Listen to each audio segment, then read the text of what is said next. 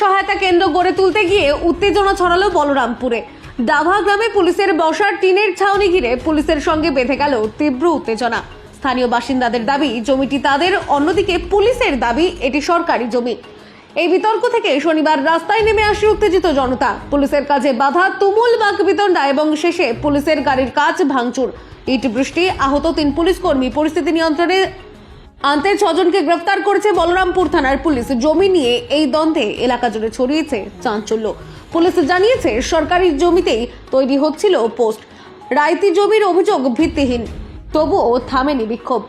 এখন প্রশ্ন, সরকারি উদ্যোগে যদি বাধা আসে তবে আইন শৃঙ্খলা রক্ষা করবে কে?